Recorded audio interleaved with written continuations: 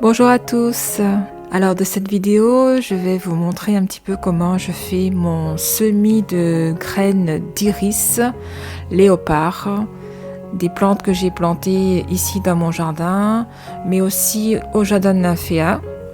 C'est pour vous dire que que ce soit dans les hauts ou dans les bas, cette plante n'est pas compliquée, elle pousse assez facilement. C'est une fleur assez originale. On peut aussi le retrouver sous le nom de iris tigré et le nom scientifique iris domestica ou Belancanda chinensis. Les iris léopards sont originaires de Chine et du Japon. Le feuillage est d'un vert bleuté en éventail et les fleurs vont apparaître sur de longues hampes florales de couleur orange tacheté. Et si les fleurs sont fécondées, vous allez avoir des gousses de ce genre-là qui vont se former, dans laquelle on va retrouver des grosses graines noires brillantes. On attend vraiment que la gousse soit séchée pour être sûr d'avoir des graines bien à maturité et de garder le pouvoir germinatif de ces graines. On peut vraiment récupérer beaucoup de graines à partir d'une plante, sachant qu'un pied va produire plusieurs hampes florales et généralement toutes les fleurs vont produire une gousse dans laquelle vont se trouver ces petites graines.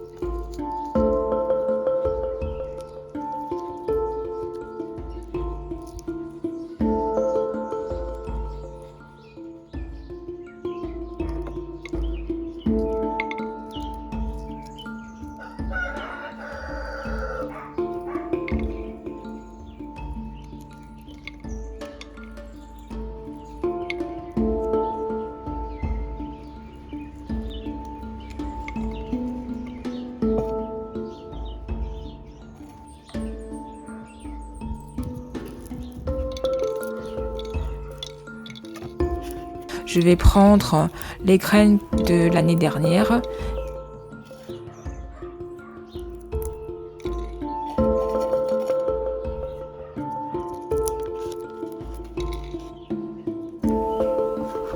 En ce qui concerne le substrat, on va faire un mélange de terre de jardin à mélanger avec du terreau ordinaire.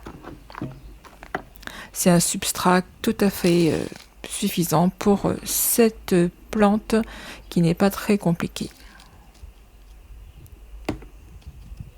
Un semis facile à réaliser, mais par contre il faudra attendre un petit peu parce que la levée va prendre un peu de temps. Ça va pas être une question de jours, mais une question de semaines avant de voir les premières petites pousses d'iris léopard. Une petite étiquette pour pas oublier la date de semis. Ici, semis effectué le 13 août.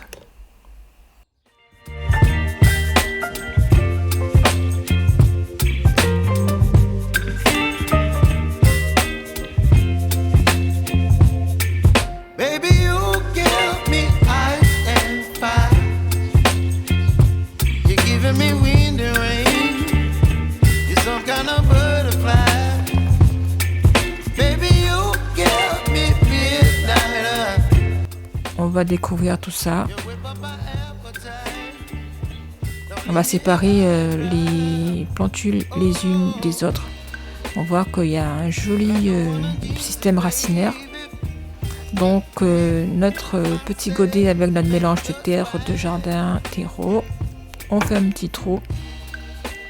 On met notre petite plante dedans et on va bien tasser. Et là donc on voit bien la forme en éventail des iris.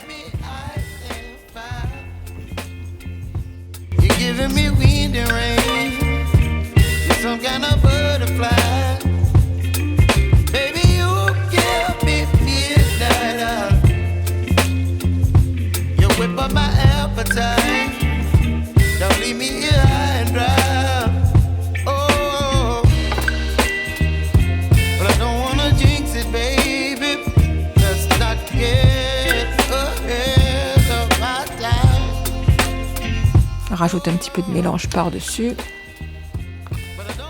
pour qu'elle reste bien droite. On pourra ensuite planter en pleine terre lorsque la plante sera suffisamment grande et forte.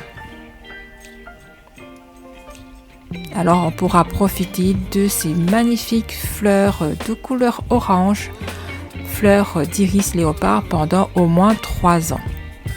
Après 3 ans, le pied va se dégarnir au centre, il sera moins beau et moins florifère et donc on pourra refaire un nouveau semis ou récupérer les éclats de la souche.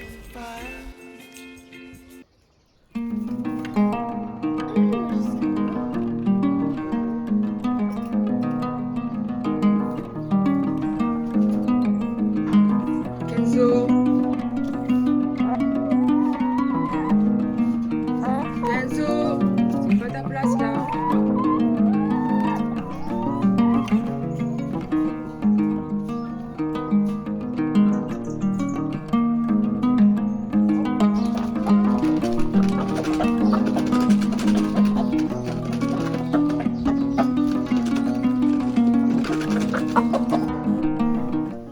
On a laissé cette poule couver ses œufs.